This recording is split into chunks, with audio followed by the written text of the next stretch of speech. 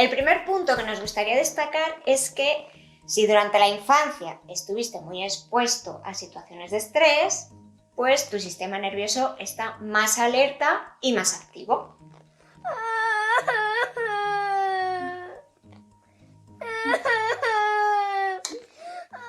Como decíamos, es importante tener esto en cuenta porque es en el sistema nervioso donde se organizan y se guardan tus experiencias, incluidas las que en su día te supusieron un trauma emocional.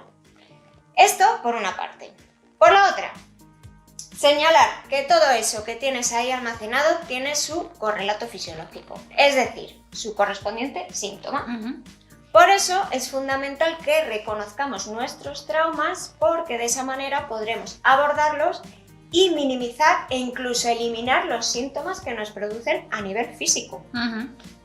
Vamos ahora con esas causas físicas de la ansiedad. Concretamente, vamos con el descuido de nuestras necesidades físicas. Por ejemplo, pues que no duermas bien, o que no reserves tiempo para relajarte y descansar, para hacer ejercicio físico, si tampoco te alimentas bien. ¿En serio? No, pero ahora no. Suscribíos para recibir más contenido como este. Pues como decíamos, si exiges a tu cuerpo y no le das cuidado, no estás conectando con sus necesidades. Y el cuerpo puede aguantar mucho, pero va a llegar un momento en el que va a mandar las señales para que le escuches y le des lo que necesita. La tercera causa sería la mental. Es decir, ¿qué creencias tienes acerca de ti mismo, de los demás y de la vida?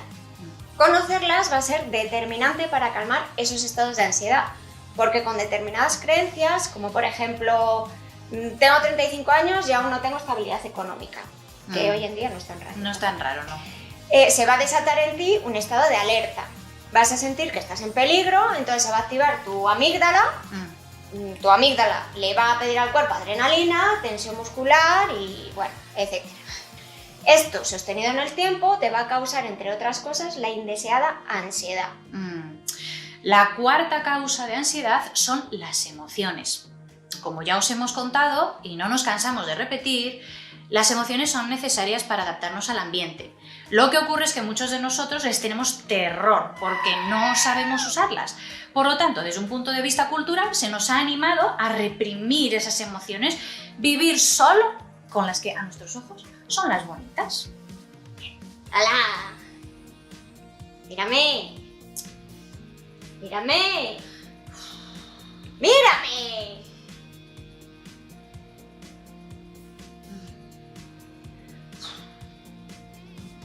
¡Mira! ¡Mira!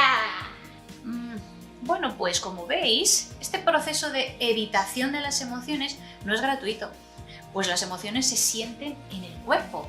Recordemos que el pensamiento es a la mente lo que las emociones son al cuerpo. Reconoce tus emociones. Sí, porque cuando no las reconocemos tampoco podemos darles salida. Y si no les damos movimiento, se quedan estancadas en el cuerpo enviándonos señales de socorro para que les deje salir. Así es como acabamos teniendo sensaciones corporales que podemos llegar a confundir con un problema físico, cuando en realidad se trata de una acumulación emocional. Así que si te separas de tu pareja, si se fue un ser querido, si reprimes el enfado porque piensas que eres mala persona si te muestras enfadado, reconoce todas esas emociones, como te decía Luz, y date la oportunidad de darles salida.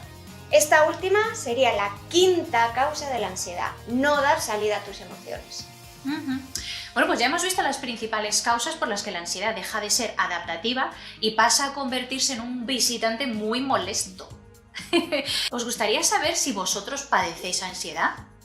Hay una serie de síntomas físicos que nos pueden ayudar a reconocer si estamos teniendo un episodio de ansiedad. Vamos a contaros cuáles son.